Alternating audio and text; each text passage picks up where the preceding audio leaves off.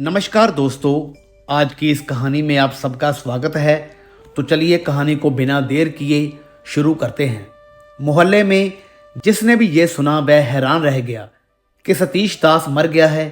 हैरानी इस बात की नहीं थी कि सतीश मर गया, बल्कि ये थी कि वह अपनी पत्नी के लिए 5.5 लाख रुपए छोड़ गया है। किसी ने भी ये नहीं सोचा था कि फटे पुराने कपड़े पहनने वाला और हमेशा ही बगल में पुराना छाता दबाकर घूमने वाला सतीश अपने बैंक खाते में इतने सारे पैसे जमा कर लेगा। गली के बड़े बूढ़े कह रहे थे कि इसे किस्मत कहते हैं। सतीश की किस्मत में अच्छा खाना और पहनना नहीं लिखा था, लेकिन वह अपनी पत्नी को लखपति बना गया। कुछ लोग मन ही मन पछता भी रहे थे कि अगर उन्हें पहले पता होता तो वह सतीश से उधार मांग लेते, क्योंकि अब तो पैसे वापस करने की जरूरत भी नहीं पड़ती। ये कहानी एक बहुत ही तंग और पुरानी गली से शुरू होती है, जहां सतीश दास अपनी पत्नी अमिता और छोटे से बेटे राहुल के साथ रहता था। सतीश देखने में बहुत ही कमजोर और दुबला पतला सा आदमी था। वह हमेशा ही बहुत सादे और पुराने कपड़े पहनता था और उसके बगल में हमेशा एक पुराना सा काला छाता दबा रहता था।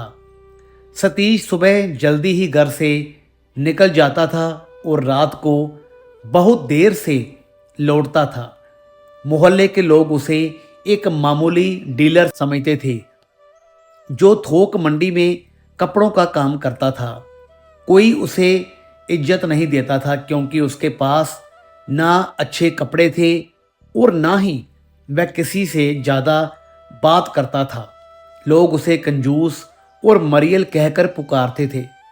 एक दिन अचानक खबर आई कि सतीश दास अब इस दुनिया में नहीं रहा। सतीश की मौत की खबर सुनते ही मोहल्ले में सन्नाटा तो छा गया, लेकिन किसी को बहुत ज़्यादा दुख नहीं हुआ।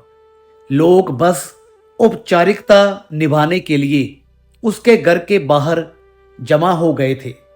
अमिता का रो रो कर बुरा हाल था। उसे समझ में नहीं आ रहा था कि अब उसका और उसके बच्चे का क्या होगा। लेकिन तभी बैंक का एक क्लर्क, जिसका नाम सुभाष था, वह अमिता के घर पहुंचा। सुभाष उसी गली में रहता था। उसने सबके सामने एक ऐसा राज खोला जिसने सबके पैरों तले जमीन खिसका दी। सुभाष ने बताया कि जिस सतीश को सब गरीब और भिखारी समझते थे, वह अपनी पत्नी अमिता के बैंक खाते में पूरे 5.5 लाख रुपए छोड़ गया है। ये बात सुनते ही वहां मौजूद लोगों की आंखें विस्मय से फटी की फटी रह गई। जो लोग सतीश की बुराई कर रहे थे, वे अब चुप हो गए थे। मोहल्ले के बड़े बूढ़े सिर हिलाकर कहने लगे कि इसे ही असली तकदीर कहते हैं। सतीश ने खुद तो कभी अच्छा खाना नहीं खाया और ना ही कभी अच्छे कपड़े पहने, लेकिन अपनी पत्नी को जीते जी लखपति बना गया। कुछ लोग तो मन ही मन पछताने भी लगे कि अगर उन्हें पहले पता होता कि सतीश के पास इतना पैसा है, तो वे किसी ना किसी बहाने से उससे उधार मांग लेते। अब तो सतीश जा चुका था और पीछे छोड़ गया था एक मोटी रकम और अपनी पत्नी अमिता के लिए एक नई चुनौती। अमिता खुद भी हैरान थी कि उसके पति ने इतनी बड़ी रकम उसके लिए बचाकर रखी थी और उसे इस बात की कानों कान खबर तक नहीं थी। सतीश की मौत के बाद जैसे ही मोहल्ले में 5.5 लाख रुपयों की बात फैली, तो अमिता का घर अचानक से लोगों की भीड़ से भर गया।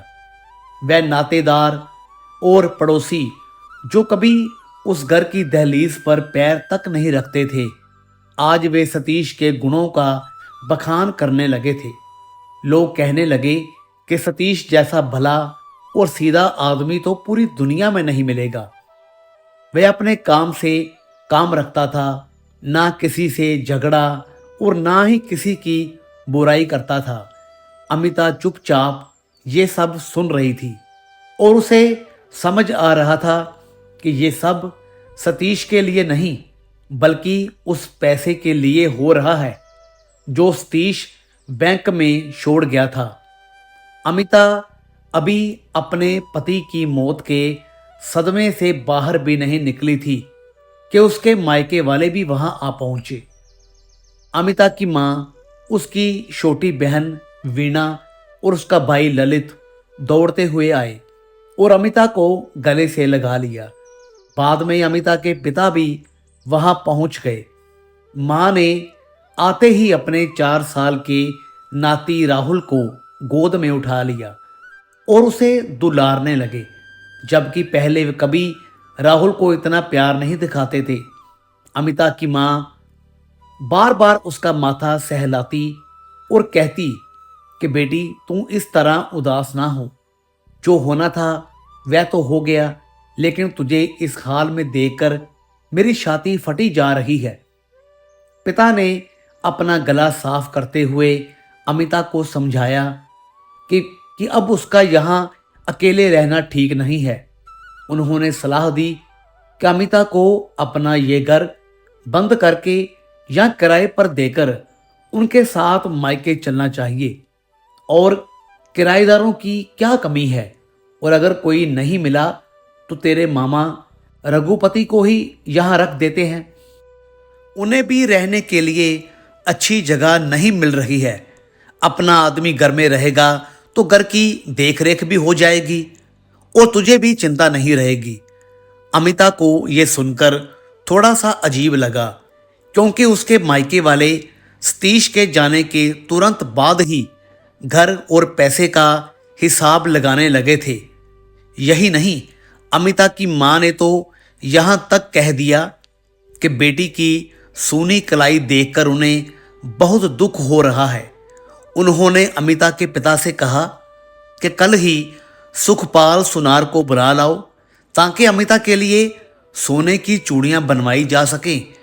अमिता को अपनी मां का यह रूप देखकर हैरानी हो रही थी, क्योंकि सतीश के जिंदा रहते हुए जब उसे कभी गहनों की जरूरत होती थी तो यही मां उसे ताने देती थी, लेकिन आज सब कुछ बदल गया था।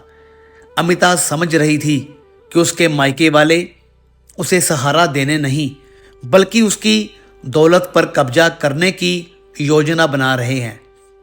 पर वह फिलहाल चुप थी और सबकी चालें देख रही थी। अमिता ने अपने पिता की बात सुनकर साफ मना कर दिया कि वह हमेशा के लिए अपने मायके जाकर नहीं रहेगी। उसने मन ही मन सोचा कि ये घर उसके पति की मेहनत की कमाई है और इसी घर में उसने सतीश के साथ अपनी जिंदगी के 5 साल बिताए हैं। उसका बेटा राहुल भी इसी घर में पैदा हुआ है और उसकी यादें इसी दीवारों से जुड़ी हैं। अमिता का ये फैसला सुनकर उसके मायके वालों के चेहरे थोड़े उतर गए, लेकिन उन्होंने हार नहीं मानी और अमिता की मां और छोटी बहन वीणा ने वहीं अमिता के साथ रहने का फैसला किया ताकि वे अमिता पर अपनी पकड़ बनाए रख सकें। बैंक के क्लर्क सुभाष ने अमिता की बहुत मदद की। वह उसे बैंक लेकर गया और मैनेजर से मिलवाकर सारे जरूरी कागज तैयार करवा दिए। सतीश के खाते की पूरी मालकिन अब अमिता बन गई थी। उसे नई पासबुक और चेकबुक भी मिल गई। अमिता ने घर के जरूरी खर्चों और अपनी सुरक्षा के लिए बैंक से 25,000 रुपये की नकद रकम निकाल ली। जब वह बैंक से पैसे लेकर घर लौटी तो उसे महसूस हुआ कि अब वह पहले वाली लाचार और कमजोर औरत अमिता नहीं रही, बल्कि अब वह एक अधिकार रखने वाली संपन्न महिला है जिसके पास अपना फैसला लेने की ताकत है। अमिता ने सबसे पहले अपने बेटे राहुल का भविष्य सुधारने की सोची। उसने राहुल को नगर निगम के मामूली स्कूल से हटा दिया और पास के ही एक बहुत बड़े और अच्छे पब्लिक स्कूल में उसका दाखिला करा दिया। अब राहुल के लिए स्कूल की बड़ी बस घर के दरवाजे तक आती थी और उसे ले जाती थी। अमिता ने घर के कामों के लिए एक काम वाली भी रख ली थी, क्योंकि पहले वह खुद सुबह से रात तक चौका बर्तन और साफ सफाई में लगी रहती थी। अब उसके पास खुद के लिए और अपने बेटे के लिए समय था। अमिता का ये बदला हुआ रहन सहन देखकर मोहल्ले के लोग जलने लगे थे।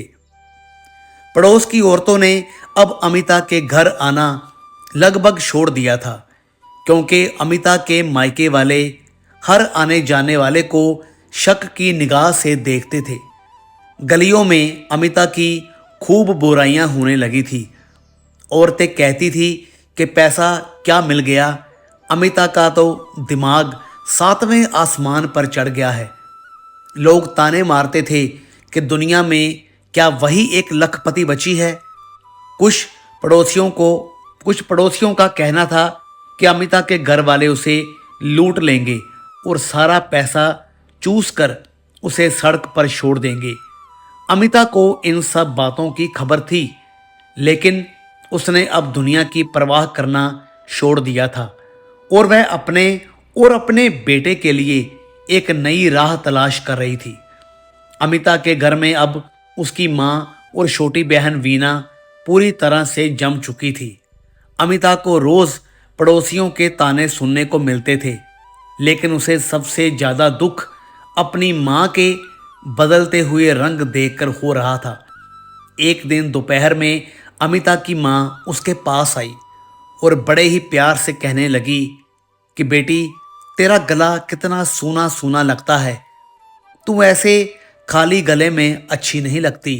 देख, मेरा वह पुराना सोने का हार अलमारी में बेकार ही पड़ा है, मैं अभी ले आती हूँ, तू उसे पहन लिया कर। अमिता अपनी माँ की ये बात सुनकर दंग रह गई। अमिता को तुरंत 2 साल पुरानी वह घटना याद आ गई जब सतीश जिंदा था। उस समय सतीश के एक दोस्त के घर बड़ी शादी थी। सतीश के वह दोस्त बहुत बड़े कपड़ा व्यापारी थे और उन्होंने सतीश को सपरिवार बुलाया था। सतीश के पास बहुत पैसे नहीं थे, इसलिए अमिता के पास पहनने को कोई अच्छा जेवर नहीं था। अमिता उस समय अपनी माँ के पास गई थी और उसने बस एक रात के लिए वही हार मांगा था। अमिता ने वादा किया था कि वह शादी से आते ही हार को लौटा देगी, लेकिन तब उसकी माँ ने साफ इनकार कर दिया था। माँ ने बहाना बनाया था कि शादी ब्याह की भीड़ में कोई हार छीन कर भाग जाएगा तो क्या होगा। आज वही माँ अमिता के सामने से खुद कह रही थी और अपना कीमती हार पहनाने के लिए बेचैन थी। अमिता को समझ आ गया था कि माँ का ये प्यार उसके लिए नहीं, बल्कि उसके बैंक बैलेंस के लिए है। अमिता के मन में बहुत कड़वाहट भरी थी, लेकिन वह कुछ नहीं बोली। उसने अपनी माँ से साफ कह दिया कि माँ, वह हार पुराने फैशन का है और उसे अब वह पसंद नहीं है। अमिता ने फैसला किया कि वह खुद अपने पैसों से नया हार खरीदेगी। माँ का चेहरा उतर गया, क्योंकि वह चाहती थी कि अमिता उनकी एहसानमंद बनी रहे। अमिता ने सतीश के साथ बिताए उन दिनों को याद किया जब वह सतीश से गहनों के लिए झगड़ती थी और सतीश चुपचाप उसकी बातें सुन लेता था। अमिता दोपहर में बिना किसी को कुछ भी बताए घर से निकल पड़ी और सीधे ही जौहरी बाजार पहुंची। दुकानदार ने उसे बहुत से सुंदर हार दिखाए। अमिता ने बिना हिचकिचाहट के एक बहुत ही कीमती और शानदार हार चुन लिया। उसने तुरंत पैसे दिए और हार लेकर घर लौटी। जब अमिता ने वह हार अपनी माँ और बहन को दिखाया तो उनकी आंखें फटी की फटी रह गई। अमिता ने मन ही मन सतीश की तस्वीर से वादा किया कि वह उसकी मेहनत की कमाई को ऐसे ही किसी पर लुटाने नहीं देगी और अपने परायों की पहचान अच्छी तरह से रखेगी। अमिता के घर में अब धीरे धीरे शांति होने लगी थी। लेकिन एक दिन उसके पिता अचानक बहुत घबराए हुए घर आए। उनके चेहरे की हवाइयां उड़ी हुई थी और वे बार बार इधर उधर देख रहे थे। अमिता ने जब पूछा कि क्या बात है, तो पिता ने बताया कि सालों पहले उन्होंने अपने ऑफिस के एक दोस्त को बैंक से लोन दिलाने के लिए अपनी जमानत दी थी। वह दोस्त अब रिटायर होकर कहीं गायब हो गया है और उसने बैंक का पूरा कर्ज नहीं चुकाया है। पिता ने बताया कि बैंक वालों ने अब उन पर दावा ठोक दिया है और अगर 15 दिनों में 20,000 रुपये जमा नहीं किए तो उनके घर का सामान नीलाम हो जाएगा या उन्हें जेल जाना पड़ेगा। पिता की हालत देखकर अमिता की माँ जोर जोर से रोने लगी। माँ ने अमिता का हाथ पकड़ लिया और गिड़गिड़ाते हुए कहा कि बेटी, अब तेरे सिवा हमारे परिवार की इज्जत कोई नहीं बचा सकता। अगर तेरे पिता इस उम्र में जेल चले गए तो हम कहीं भी मुंह दिखाने के लायक नहीं रहेंगे। अमिता को अपने पिता पर तरस तो आ रहा था, लेकिन उसे शक भी हुआ क्योंकि पिता के पास कोई भी सरकारी कागज नहीं था। अमिता ने जब बैंक के समन या नोटिस दिखाने को कहा तो पिता का चेहरा उतर गया। वे बहाने बनाने लगे कि अभी तो एक जान पहचान वाले ने चुपके से बताया है कि नोटिस आने वाला है और अगर नोटिस आ गया तो पूरे मोहल्ले में थू थू हो जाएगी। अमिता को समझ आ रहा था कि पिताजी शायद उसे झूठ बोल रहे हैं या फिर छोटी सी बात को बहुत ही बड़ा बनाकर पेश कर रहे हैं ताकि वह उन्हें पैसे दे दे। लेकिन अपनी माँ की आंखों में आंसू और पिता की घबराहट को देखकर अमिता का दिल पसीज गया। उसने सोचा कि भले ही ये लोग लालची हैं, लेकिन आखिर उसके माँ बाप हैं। अमिता ने अपनी चेकबुक निकाली और 20,000 रुपये की रकम भरकर अपने पिता के हाथों में चेक थमा दिया। चेक हाथों में आते ही पिताजी के चेहरे पर अचानक से चमक आ गई और माँ ने अमिता पर आशीर्वाद की झड़ी लगा दी। घर का माहौल फिर से खुशहाल हो गया और सब लोग अमिता की तारीफ करने लगे। लेकिन अमिता ने जब रात को बैठकर हिसाब लगाया तो उसे चिंता होने लगी। उसने सोचा कि बैंक से निकाले हुए 25,000 रुपये लगभग खत्म हो चुके हैं और अब ये 20,000 रुपये भी चले गए। अगर इसी तरह हर कोई मुसीबत का बहाना बनाकर उससे पैसे मांगता रहेगा तो एक दिन उसके पास अपने बेटे राहुल के लिए कुछ भी नहीं बचेगा। अमिता को एहसास हुआ कि उसके अपने ही लोग उसकी संपत्ति को धीरे धीरे खत्म करने की कोशिश कर रहे हैं और उसे अब अपने पैसों को बचाने के लिए कोई ठोस कदम उठाना ही होगा। अमिता को अब रात भर नींद नहीं आती थी। वह बिस्तर पर लेटे लेटे बस यही सोचती रहती थी कि अगर उसके पिता और भाई बहन इसी तरह उससे पैसे मांगते रहे तो सतीश की उम्र भर की कमाई कुछ ही महीनों में खत्म हो जाएगी। उसे अपने 4 साल के बेटे राहुल का चेहरा याद आता था, जिसके भविष्य की जिम्मेदारी अब पूरी तरह से अमिता के कंधों पर थी। अमिता ने तय कर लिया था कि वह अब और ज़्यादा पैसा बर्बाद नहीं होने देगी। अगले दिन सुबह जैसे ही राहुल की स्कूल बस उसे लेकर गई, अमिता ने तुरंत अपने कपड़े बदले और घर से निकल पड़ी। वह सीधे ही बैंक के क्लर्क सुभाष चंद्र के घर पहुंची। सुभाष उस समय बैंक जाने की तैयारी कर रहे थे और उनकी पत्नी उनके लिए टिफिन पैक कर रही थी।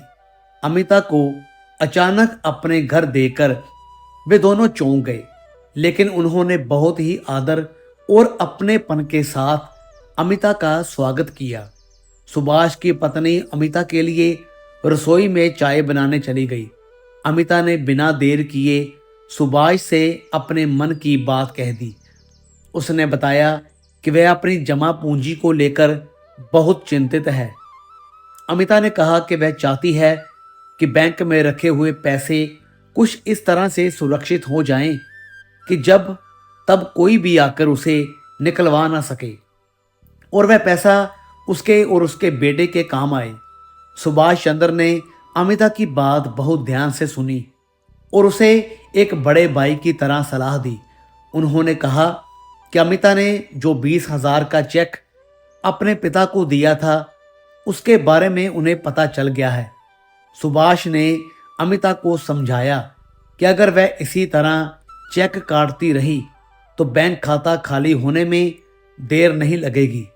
उन्होंने अमिता को राय दी कि उसे अपनी पूरी रकम को अगले 5 साल के लिए फिक्स्ड डिपॉजिट खाते में डाल देना चाहिए। इससे 2 फायदे होंगे। एक तो उसका पैसा लॉक हो जाएगा जिसे वह चाहकर भी बार बार नहीं निकाल सकेगी, और दूसरा ये कि उस पर बैंक उसे ज़्यादा ब्याज देगा। अमिता को सुभाष की बात बहुत सही लगी।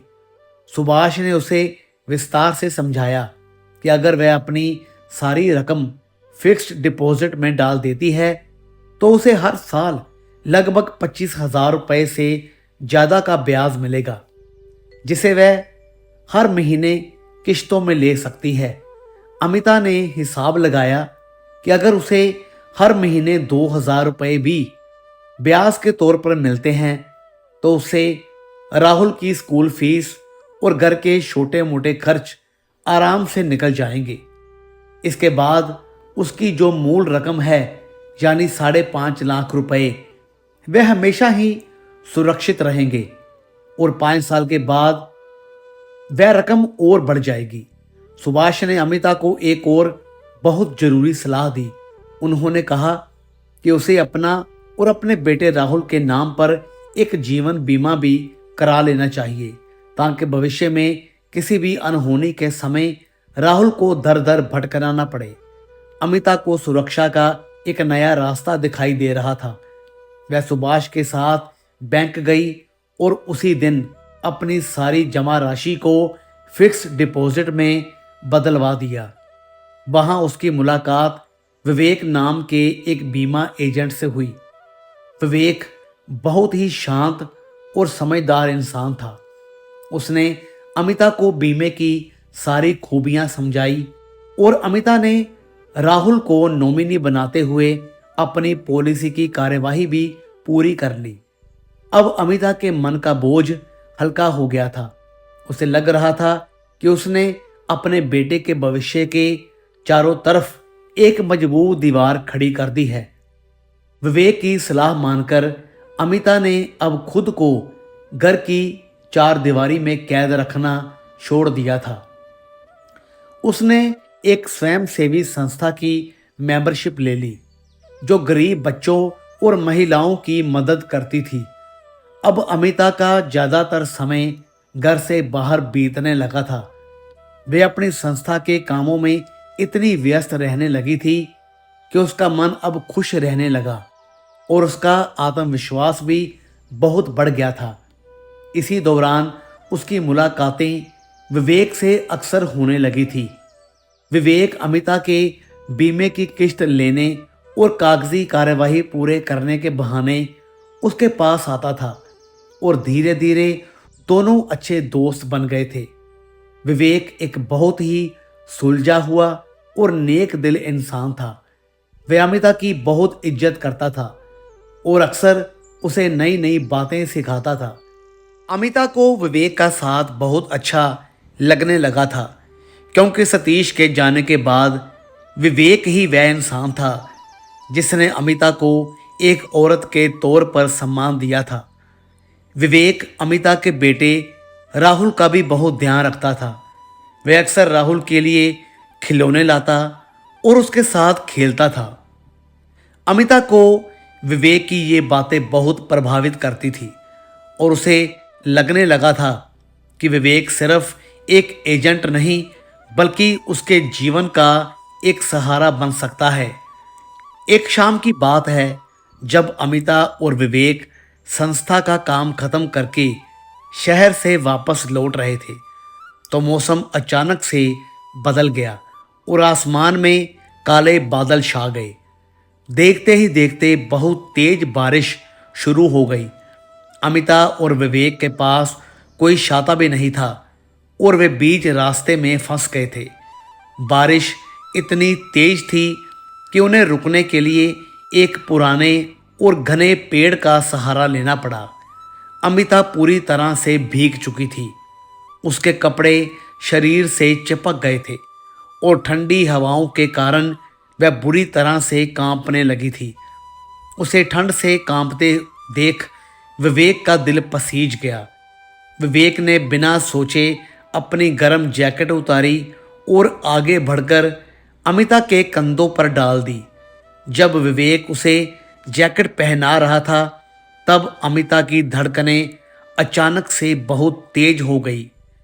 विवेक की उंगलियां अमिता के कंधों को छू गई और उस पल अमिता के शरीर में एक बिजली सी दौड़ गई। दोनों की नज़रें एक दूसरे से मिली और वहां एक अजीब सी खामोशी छा गई।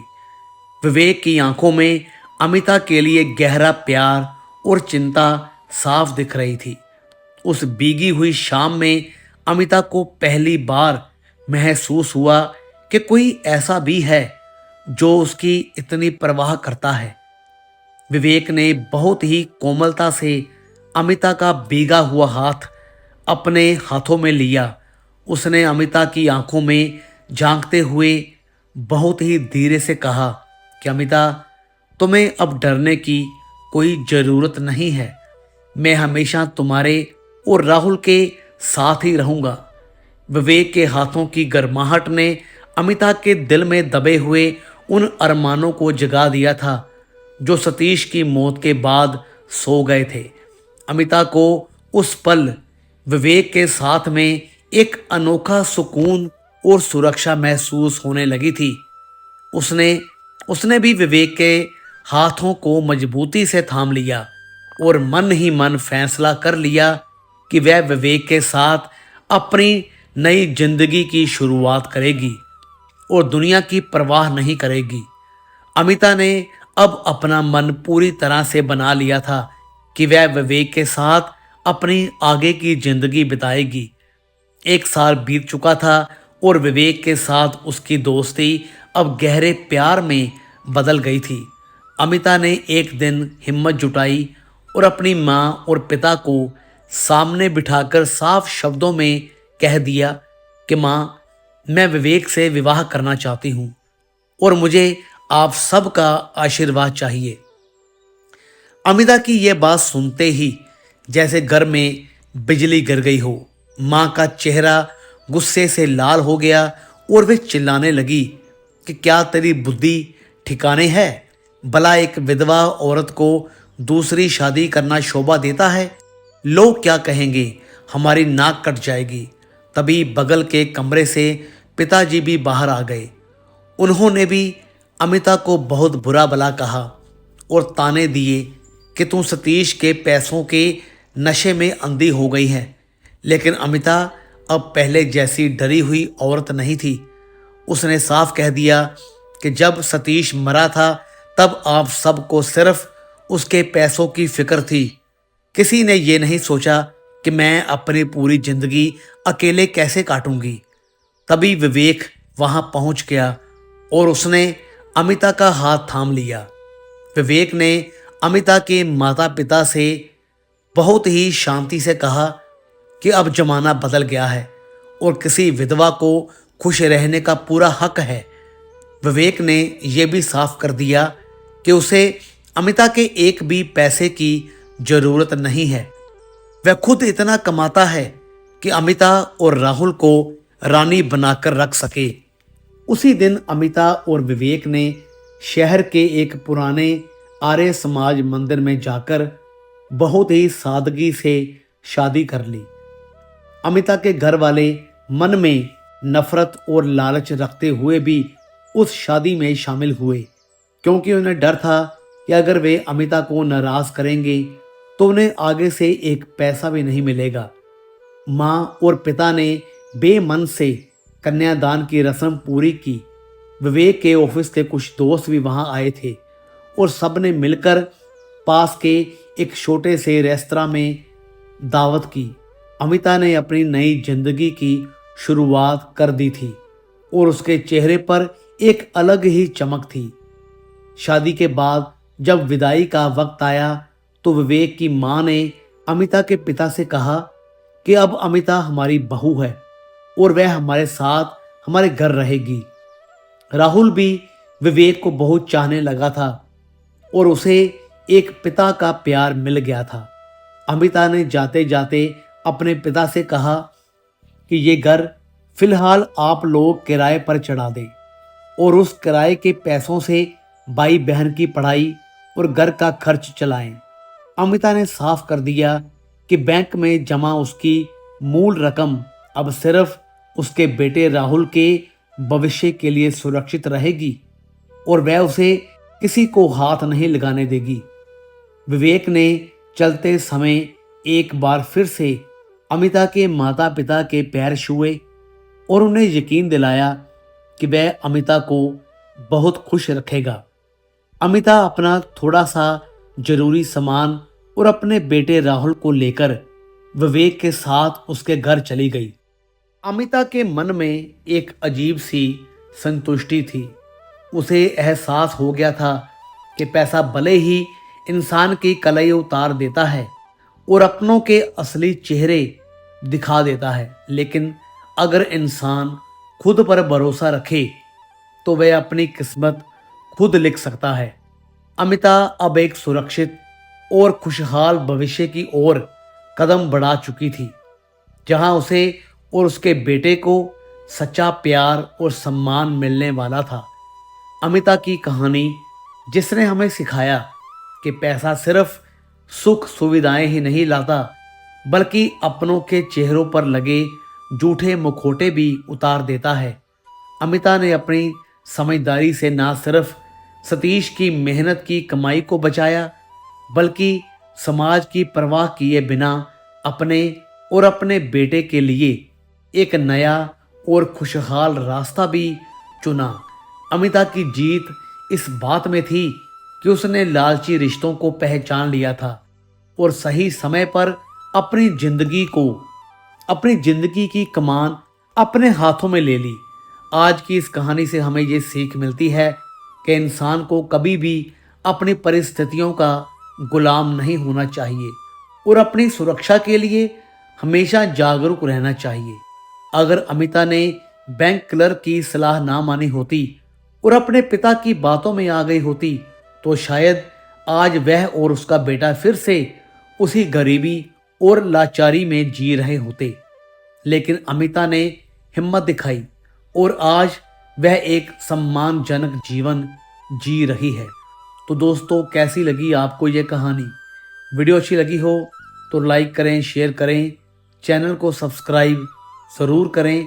तो मिलेंगे फिर से एक और नई दिलचस्प कहानी के साथ। तब तक के लिए गुड बाय।